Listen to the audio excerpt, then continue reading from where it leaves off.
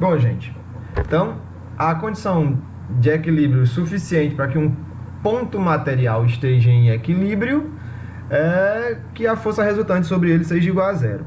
Quando se trata de um corpo extenso, contudo, o buraco é mais embaixo. Exigir que a força resultante sobre ele seja zero não garante que ele vai estar em equilíbrio. Por quê? Porque um corpo extenso ele pode executar dois tipos de movimento, como nós falamos numa videoaula anterior. Ele pode executar movimento de translação ou ele pode executar movimento de rotação. Perceba essa situação que nós ilustramos aqui. Eu tenho uma barra. Nessa barra eu destaquei 3 pontos, uma extremidade eu chamei de A, outra extremidade eu chamei de B. O centro da barra, que é o centro de massa da barra, já tem distribuição de massa uniforme, eu chamei de C. Esse ponto ele não está articulado, não está preso aqui não a barra, certo? Em determinado momento surgem duas forças sobre essa barra, uma horizontal para a direita aqui em cima, e outra horizontal para a esquerda aqui embaixo. Essas duas forças têm a mesma direção, ou seja, horizontal, sentidos contrários, um é para a direita e outro é para a esquerda, mas têm exatamente o mesmo tamanho. Ora, se eu tenho duas forças atuando num corpo, elas têm a mesma direção, sentidos contrários e têm a mesma intensidade, a força resultante sobre esse corpo, obviamente, é zero. Quer dizer, então, que se esse corpo estiver em repouso antes dessas forças agirem, esse corpo vai permanecer em repouso no que diz respeito ao seu movimento de translação. Esse corpo não vai transladar. Em outras palavras, o seu centro de massa não vai andar. Lembra que o centro de massa é o ponto do corpo que se comporta como se toda a massa do corpo tivesse concentrada nele? Pois bem, se toda a massa desse sistema tivesse concentrada aqui no ponto C e o ponto C recebesse essas duas forças, o que aconteceria com ele? Ele estaria em equilíbrio. Então, recapitulando, estabelecer que a força resultante é zero em um corpo extenso garante que o corpo estará em equilíbrio de translação. Então, aqui a gente tem equilíbrio de translação. Em outras palavras, ou o seu centro de massa estará parado, ou o seu centro de massa estará se movendo com velocidade constante. Contudo, observe que se essas forças atuarem sempre perpendicular à barra, conforme a barra se move, se essas forças se mantiverem sempre perpendiculares à barra não vai transladar, mas a barra vai girar em torno do ponto C, mesmo sem estar articulado aqui, ok? Então, o que vai acontecer com a barra é muito parecido com o que acontece aqui do lado. Observe, eu destaquei aqui, é uma ilustração para representar a mesma barra, uma animaçãozinha. Então, perceba que a velocidade rotacional da barra aumenta com o passar do tempo. Olha, começa bem devagar, mas como as forças continuam atuando sempre perpendiculares à barra vai... O movimento rotacional da barra vai aumentando de velocidade, e vai chegar isso aí, enquanto a força estiver agindo sobre a barra, o movimento rotacional da barra vai ser acelerado. Quer dizer que mesmo com a força resultante sendo zero, a aceleração resultante desse sistema não é zero. Eu não tenho aceleração de translação. O centro de massa não vai andar, mas as partículas desse corpo vão acelerar. Vai ter aceleração rotacional em torno do centro de massa. A barra vai girar cada vez mais rápido. Então perceba que para um corpo extenso, exigir que a força resultante seja zero é uma coisa necessária para garantir que ela esteja em equilíbrio de translação. Mas não é suficiente. Isso não basta. A gente tem que ter uma outra condição. E aí, para a gente definir essa outra coisa, para a gente chegar a essa outra condição, primeiro nós vamos definir uma nova grandeza. Essa nova grandeza, a nível de ensino médio, ela é comumente chamada de momento de uma força. O momento de uma força. Mas, em textos mais formais, ela é chamada de torque. O que é o torque? O torque não é força. O torque, é claro, eu preciso de uma força para ter um torque. Mas o torque é quem vai ser responsável por produzir a aceleração rotacional. Aí você diria, professor, é a força. O que vai produzir uma aceleração rotacional é uma força. Aí eu desafio você a fazer o seguinte. Imagine esse objeto de formato irregular. Ele está articulado aqui no ponto O. Ele está preso aqui no ponto O. Ok? Eu desafio você a aplicar uma força exatamente aqui em cima do ponto O e conseguir fazer esse objeto girar em torno do ponto O. Ou eu desafio você a aplicar uma força nesse sentido aqui, no sentido dessa linha pontilhada, e conseguir fazer esse objeto girar em torno do ponto O. Então perceba, você não vai conseguir fazer isso. Conclui-se, portanto, que para fazer com que um movimento acelere rotacionalmente, não basta fazer uma força. Você tem que fazer uma força em uma direção específica, em uma posição específica. Específica não, desculpa, adequada. A força precisa ter uma direção adequada e uma posição adequada. Então aqui vamos estabelecer como se calcula o torque ou o momento de uma força. Então a barra está articulada aqui no ponto O. Ela não precisaria estar articulada no ponto O. Mas quando a gente vai definir o momento de uma força, a gente sempre define o momento em relação a algum ponto. É sempre em relação a algum ponto. Esse algum ponto não precisa ser um ponto de articulação do sistema, um ponto em torno do qual o sistema gira. Não precisa. Mas a sua vida vai ficar sempre muito mais fácil. As expressões que calculam os torques serão mais simples se você escolher como ponto O um ponto em torno do qual o sistema iria girar naturalmente. Pois bem, então, ponto O, e alguém está aplicando uma força aqui nesse ponto. A força tem esse tamanho, essa direção e esse sentido. Força F. Nós definimos do ponto O até o ponto de aplicação da força, de O até onde a força está sendo aplicada, nós definimos um vetor que é chamado de braço da força F.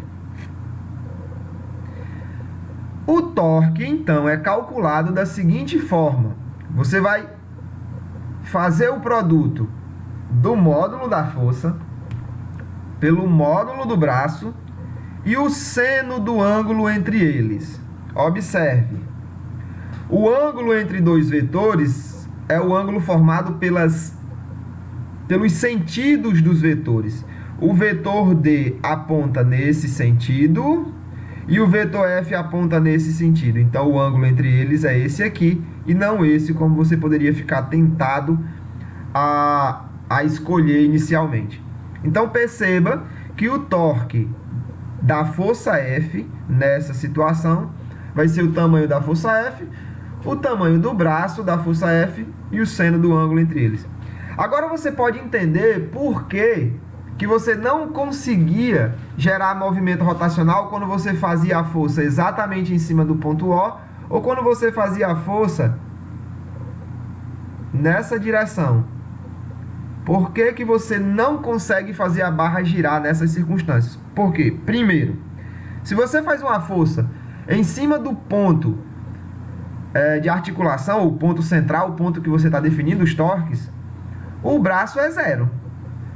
A distância do ponto O até o local onde você está aplicando a força é zero. Consequentemente, você vai ter um torque zero. Se você faz a força numa direção que é a mesma direção do braço, paralelo a ele no mesmo sentido, ou antiparalelo a ele em sentido contrário, você tem um ângulo zero ou um ângulo 180. Nas duas situações, o seno dá zero. Então, perceba que para conseguir acelerar um objeto rotacionalmente, não basta ter uma força. Não basta exercer uma força. Você tem que exercer uma força numa direção e numa posição adequadas. Perceba também que como o torque depende do seno, o seno máximo possível é 1. O maior valor possível do seno é 1. E o seno máximo possível vai ser quando o ângulo for 90 graus. Então, se você fizer a força exatamente numa direção que faça 90 graus com o braço, você vai ter o máximo torque possível. Ou seja, você vai conseguir acelerar rotacionalmente a barra o máximo possível. Então, perceba, relembre, a força é responsável por fazer o objeto transladar. O momento é responsável por fazer o objeto rotacionar. Mas, sendo mais cuidadoso nessas definições que eu acabei de falar, a força é responsável por acelerar o objeto no movimento translacional. E o torque é responsável por acelerar o objeto no movimento rotacional.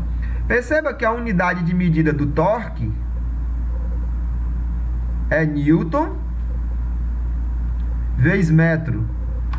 Mas nesse contexto, Newton vezes metro não é chamado de Joule, porque torque não é energia, ok?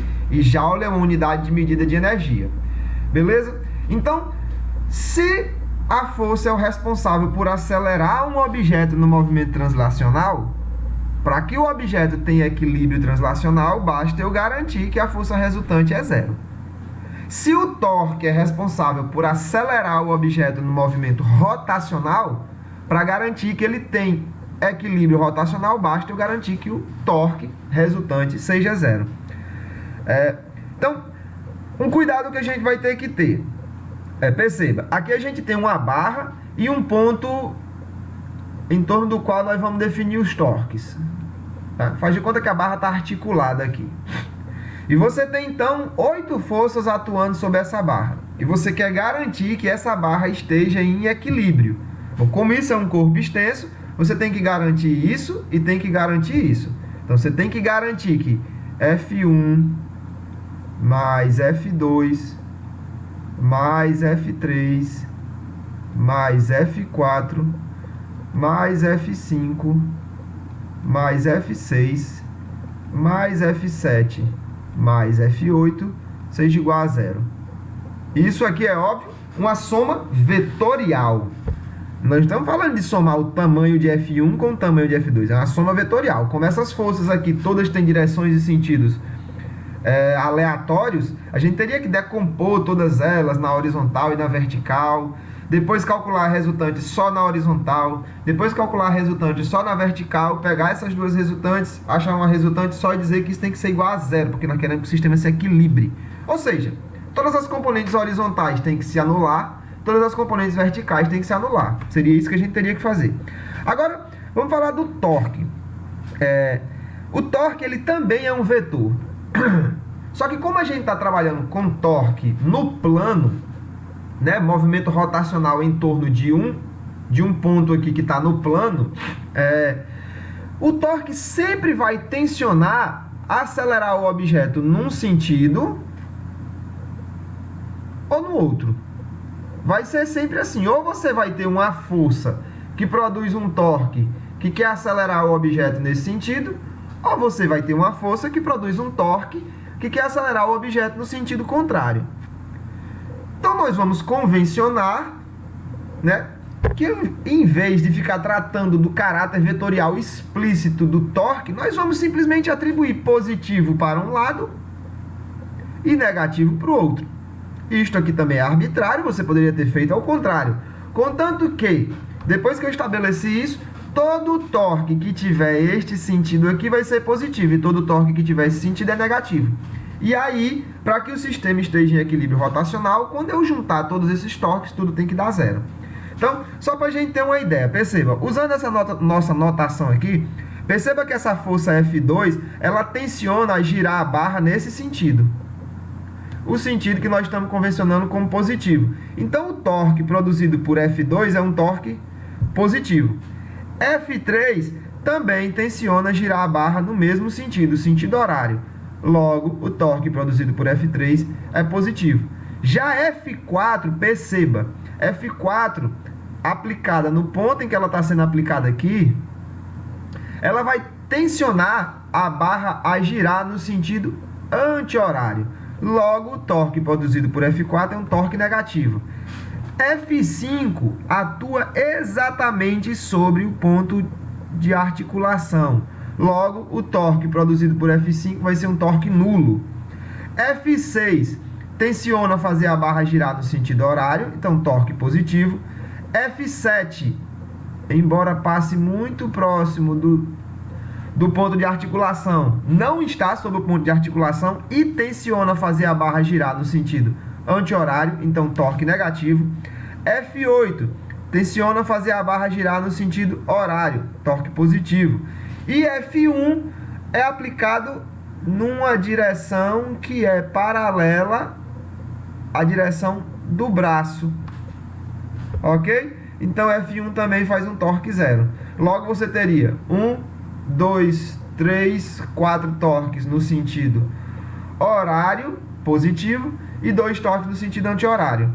Logo, o torque resultante, para que ele fosse zero, você teria que ter o torque de F2 mais o de F8 mais o de F3 mais o de F6, teria que ser igual ao torque de F4 mais o torque de F7. Só nessa circunstância esse corpo estaria em um equilíbrio rotacional.